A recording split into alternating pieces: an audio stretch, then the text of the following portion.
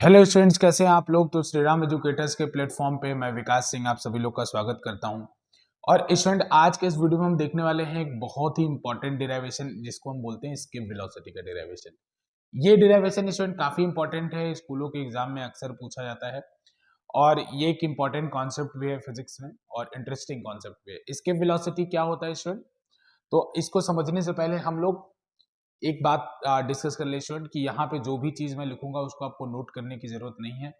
As it is जो भी चीज मैं इस पे लिखूंगा आपको पीडीएफ फॉर्मेट में डिस्क्रिप्शन में मिल जाएगा। स्टूडेंट, क्लास 11th के लिए हमने एक स्पेशल प्लेलिस्ट तैयार की है जिसका हमने नाम दिया है IPD playlist, important physics derivation playlist. इसके अंदर स्टूडेंट आपको सारे फिजिक्स के इंपॉर्टेंट डिराइवेशन एक ही प्लेलिस्ट में मिल जाएंगे, पहले चैप्टर से लेकर लास्ट चैप्टर वेव तक। इसी क्रम में स्टूडेंट हम लोग ये 19वां डिराइवेशन या 19th डिराइवेशन आज करने वाले हैं। इससे पहले 18th डिराइवेशन हम लोग ऑलरेडी कर चुके हैं। उन डिराइवेशन को अगर आपको देखना है स्टूडेंट तो डिस्क्रिप्शन में प्लेलिस्ट की लिंक मिल जाएगी या आप हमारे चैनल से भी उसको चेक कर सकते हैं। तो चलिए स्टूडेंट, आज के अपने इस वीडियो को शुरू करते हैं। तो स्टूडेंट, सबसे पहले हमें ये देखना है कि स्केप वेलोसिटी क्या होता है। तो स्केप वेलोसिटी होता है स्टूडेंट, देखिए यहाँ पर डेफिनेशन मैंने लिख दिया है आपकी सुविधा के लिए कि ये मिनिमम वेलोसिटी होता है जो कि किसी प्लैनेट के सरफेस से दी जाए जिससे वो जो ऑब्जेक्ट है वो उस प्लैनेट के ग्रेविटेशनल पुल को छोड़ दे। अब एक बात समझिए, जैसे इसका मतलब ये है कि ये जो मेरे हाथ में पेन है ना, इसको मैं अभी बाहर जाऊं और अर्थ के लिए जो स्केप वेलोसिटी होता है वो 11.2 किलोमीटर पर सेकंड। जरा फील करके देखो, 11.2 किलोमीटर पर सेकंड, यानी एक सेकंड का टाइम विजुअलाइज करो, 11 किलोमीटर का डिस्टेंस विजुअलाइज करो। टिक घड़ी हुआ, 11 किलोमीटर ट्रेवल होना चाहिए। अगर मैं उतने स्पीड से इसको फेंक पाऊं तो ये कभी भी अर्थ पे वापस नहीं आएगा। स्टूडेंट, क्लासेस में अक्सर बताता हूं कि इतनी वेलोसिटी अभी तक कोई दे पाने में कैपेबल नहीं हुआ है, सिवाय जो पीछे 5000 साल पहले महाभारत के युद्ध में महाबली भीम ने दिया था, और उससे पहले अगर चले जाए तो हनुमान जी ने दिया था। अदरवाइज इस वेलोसिटी को दे हनुमान जी ने तो अपने पूछ से दिया था, इस वेलोसिटी को दे पाने में कोई भी कैपेबल नहीं है ना। तो स्टूडेंट, इस वेलोसिटी का डिराइवेशन हम करने वाले हैं कि कैसे ये फॉर्मूला निकल के आता है √2 gm/r, और इसी को जब अर्थ के लिए सॉल्व किया जाता है तो 11.2 किलोमीटर पर सेकंड निकल के आता है।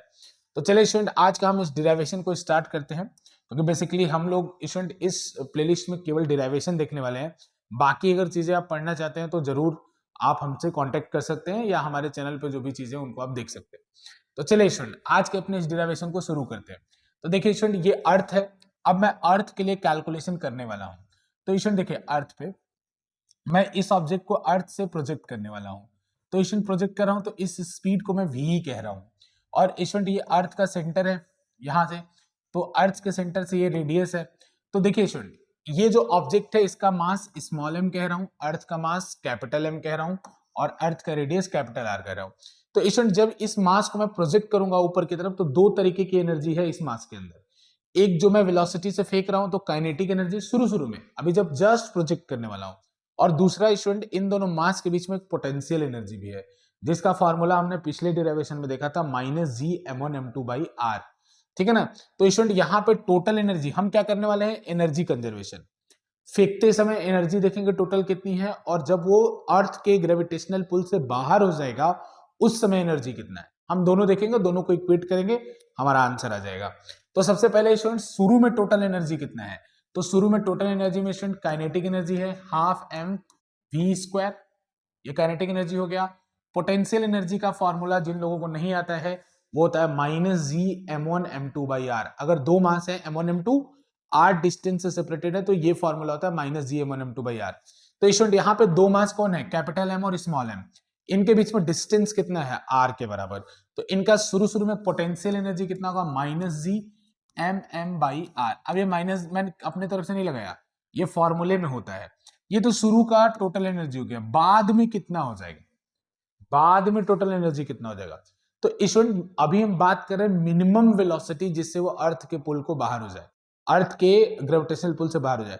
तो हमने इतनी ही वेलोसिटी दी है कि जैसे ही अर्थ के ग्रेविटेशनल पुल से वो बाहर हो, उसके पास उसकी वेलोसिटी जीरो हो जाए। जैसे ऊपर जाती रहे उसकी वेलोसिटी कम होती जाएगी, कम होते होते यानी जीरो होते होते वो अर्थ के पुल से बाहर होगी। तो फाइनल वेलोसिटी हमने इतनी ही नाप तोल के इसकी वेलोसिटी दी है कि फाइनली जैसे ही वो अर्थ के फील्ड से बाहर जाए, बस बाहर निकल ही पाए, उसके पास कुछ स्पीड ना बचे, तो काइनेटिक एनर्जी कितना हो गया, 0, क्योंकि हमने उतनी ही वेलोसिटी दी कि क्रॉस हो और स्पीड खत्म हो जाए। इसके बाद स्टूडेंट एक बात याद रखिए, अब अगर वो उसने जस्ट क्रॉस कर लिया अर्थ के ग्रेविटेशनल पुल को, तो इसका मतलब ये हुआ स्टूडेंट कि अब अर्थ और उस ऑब्जेक्ट के बीच में फोर्स नहीं है। तो स्टूडेंट जब फोर्स रहता है तभी पोटेंशियल एनर्जी होता है, फोर्स खत्म पोटेंशियल एनर्जी खत्म। तो इसका मतलब उस सिचुएशन में स्टूडेंट पोटेंशियल एनर्जी भी क्या हो जाएगा, 0। उस सिचुएशन में पोटेंशियल एनर्जी भी क्या हो जाएगा, 0। तो स्टूडेंट अगर फाइनल टोटल एनर्जी 0 है तो इनिशियल टोटल एनर्जी का सम भी 0 होना चाहिए। तो देखो स्टूडेंट, हो सकता है, बिल्कुल हो सकता है, पॉसिबिलिटी बिल्कुल है, क्योंकि काइनेटिक एनर्जी हमेशा पॉजिटिव होता है और पोटेंशियल एनर्जी अट्रैक्टिव सिस्टम है तो उसके लिए हमेशा नेगेटिव होता है। तो ऐसा हो सकता है कि कोई एक वैल्यू जैसे +100 है या -100 है मिलकर 0 हो जाए। तो यहां से हमें कंफर्म पता चल गया कि फाइनल एनर्जी भी कितनी होनी चाहिए, 0। अब कुछ नहीं स्टूडेंट, इसको उधर लेके चले जाइए। अच्छा, अब एक बात दिमाग में याद रखना है, क्वेश्चन पूछा जाता है कि एस्केप वेलोसिटी से ऑब्जेक्ट को प्रोजेक्ट करते हैं तो टोटल एनर्जी कितना होता है, 0। अब एस्केप वेलोसिटी से कम से प्रोजेक्ट करोगे तो टोटल एनर्जी कितना होगा, नेगेटिव, क्योंकि ये वाली वैल्यू तो चेंज नहीं होनी है। जब एस्केप वेलोसिटी से फेंक रहे हो तो ये वाली वैल्यू इसके बराबर हो जा रही है, और जब इससे कम से फेंकोगे तो ये वाली वैल्यू कम ही रहेगी, ये ज्यादा रहेगी, तो टोटल एनर्जी कैसा रहेगा, नेगेटिव। ठीक है ना। तो याद रखना, एस्केप वेलोसिटी से कम से फेंकोगे ऑब्जेक्ट को, टोटल एनर्जी नेगेटिव। हम सब की अभी टोटल एनर्जी क्या है, नेगेटिव, क्योंकि हमारी वेलोसिटी एस्केप वेलोसिटी से कम है और पोटेंशियल एनर्जी हम लोग पे अप्लाइड है। तो चलो अब हम फटाफट डेरिवेशन कर लेते हैं स्टूडेंट। इसका डेरिवेशन एक लाइन का ½ mv², इसको उधर भेज दो तो कितना होगा, Gmm/r। एक काम करो स्टूडेंट, स्मॉल m से स्मॉल m कैंसिल कर दो, यहां से इसके वेलोसिटी का फॉर्मूला हो गया √2gm/r। खुद देख लो, 2 को उधर मल्टीप्लाई कर दो, स्क्वायर दूसरी तरफ जाएगा तो क्या हो जाएगा, रूट हो जाएगा, √2gm/r। अब देखो बस यहां पे एक छोटा सा काम और कर लेते हैं हम लोग, तो थोड़ा सा नीचे लिख रहा हूं मैं इस फॉर्मूले को। तो स्टूडेंट यहाँ पे मैं फिर दोबारा से लिख रहा हूँ इसको, तो यहाँ पे एक छोटा सा काम कर लेते हैं। तो v की वैल्यू कितनी निकल के आई, ये निकल के आई √2gm/r। अब स्टूडेंट एक काम करो, r से ऊपर और नीचे मल्टीप्लाई कर दो, तो नीचे हो जाएगा r² और ऊपर एक और r आ जाएगा। तो स्टूडेंट gm/r² को आप क्या लिख सकते हो, स्मॉल g। तो यहां से एक और फॉर्मूला आएगा √2gr। स्टूडेंट रूट जी क्या है यहाँ पे, gravitational acceleration at the surface, g की वैल्यू 9.8। स्टूडेंट देखो यहाँ पे ये खास बात क्या है यहाँ पे इसके वेलोसिटी का, ये ऑब्जेक्ट के मास से इंडिपेंडेंट है, उसके मास पर निर्भर नहीं करता, चाहे छोटा ऑब्जेक्ट हो चाहे बड़ा ऑब्जेक्ट हो, इसके वेलोसिटी सेम रहेगी 11.2 किलोमीटर पर सेकंड अर्थ के लिए। दूसरी बात स्टूडेंट क्या है कि ये एंगल ऑफ प्रोजेक्शन के ऊपर भी निर्भर नहीं करता है, मतलब ऐसा जरूरी नहीं कि सीधा फेंको, जाओ सामने खुला आसमान है तिरछा फेंक दो, बस खुला आसमान होना चाहिए, इसके वेलोसिटी कैसे भी सीधा फेंको एंगल पे फेंको, इसके वेलोसिटी विल रिमेन सेम, क्योंकि इस पूरे डेरिवेशन में एंगल का खेल नहीं है, तो इसका एंगल ऑफ प्रोजेक्शन भी नहीं है, एंगल ऑफ प्रोजेक्शन के ऊपर डिपेंडेंसी नहीं है। ठीक है ना। तो स्टूडेंट कुछ क्वेश्चन इसके ऊपर और मैं आपको छोड़े जा रहा हूं, उसका आंसर आप मुझे कमेंट में बताइएगा। स्टूडेंट सबसे पहले क्वेश्चन पूछा जाता है कि मून के पास अपना एटमॉस्फेयर क्यों नहीं है, इसका भी आंसर इसके वेलोसिटी से ही आता है। जुपिटर का एटमॉस्फेयर सबसे डेंस क्यों है, इसका भी आंसर इसके वेलोसिटी से ही आता है। तो उन सब क्वेश्चन को आप एक्सप्लोर कर सकते हैं स्टूडेंट, हमारे लिए हमारी तरफ से इस प्लेलिस्ट में डेरिवेशन केवल कराना था।